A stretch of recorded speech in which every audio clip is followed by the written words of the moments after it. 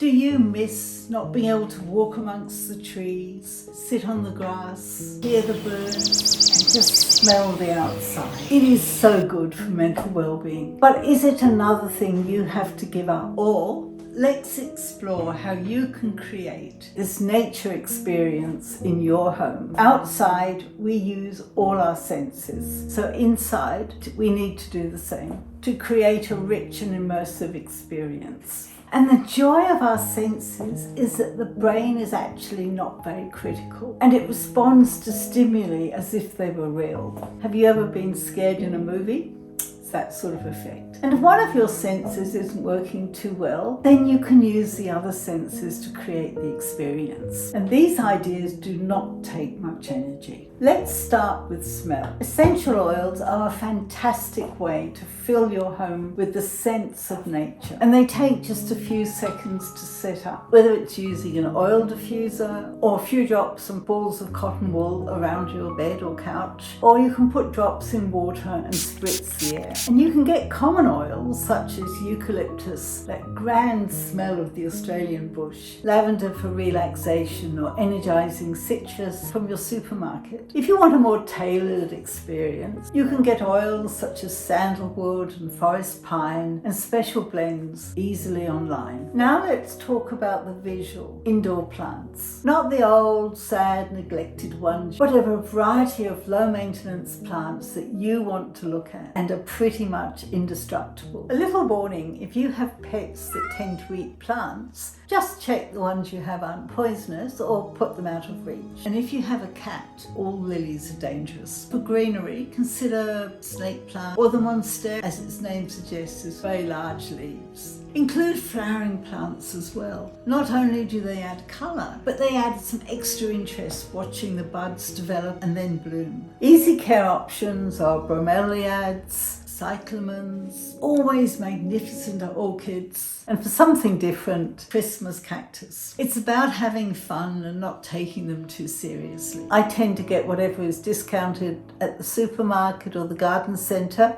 or even IKEA, and then see what happens with it. Experiment. Ask friends for cuttings. I think you'll be surprised at how many will just start to grow roots if you put them in water, and then you can pot them. These are rescued leaves from a plant that died a year ago. I actually don't know quite what they're doing, but it's a lovely patch of greenery. And yes, some, maybe many will die, but then you just get some more and enjoy them. And if somebody gives you a plant, be really clear, yes, you will enjoy it now, but no promises that you will keep it alive. Even less effort are potted flowering plants such as marigolds or primulas that last for a couple of months and are cheap and colourful. You can often get really cheap ones just after special holidays such as Easter and Mother's Day. And when you do have plants, put them where you can see them and enjoy them. And what about sound and our sense of hearing? There are wonderful hours-long videos of birdsong on YouTube from different locations or different types of birds, such as nightingales.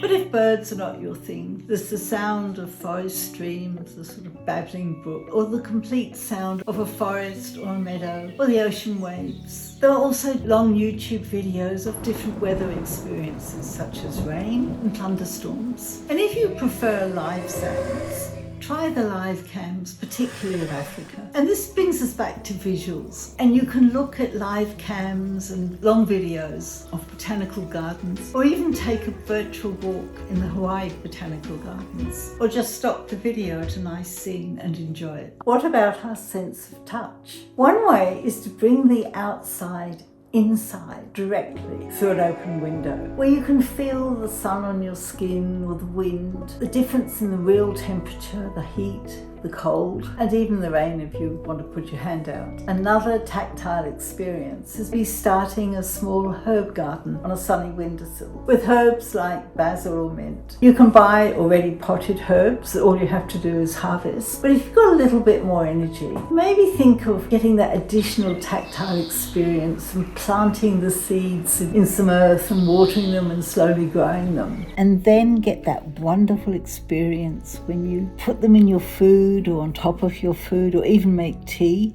and you just get that wonderful taste. Or if you're really low energy, just try crushing a few petals in your hand for a glorious smell. Which brings us to our final sense, taste, which is the easiest to experience. Eating fresh fruit and vegetables is the immediate taste of nature, and it's easy to experiment with different herbs or spices, or try a new fruit or vegetable. And it's healthy while you're doing it. You can use all these different ideas in two ways. Some you might choose to make part of your day-to-day life and home. But in the same way you plan a visit to a park or a forest, you can plan your own nature experience and make it a special occasion by layering sounds and smells and videos and plants to get a fully immersive experience, because our brains are so good at creating experiences from sensory information. You can recreate the experience of actual pine forests or parks full of flowers, or for me a slightly different one: thunderstorm sounds and rain, pulled curtains and a rain scented oil and a cup of cozy cocoa, and immediately take me back to my English childhood after a long wet and muddy walk in the woods. And you aren't limited by what happens in nature. You can mix and match and make your own experiences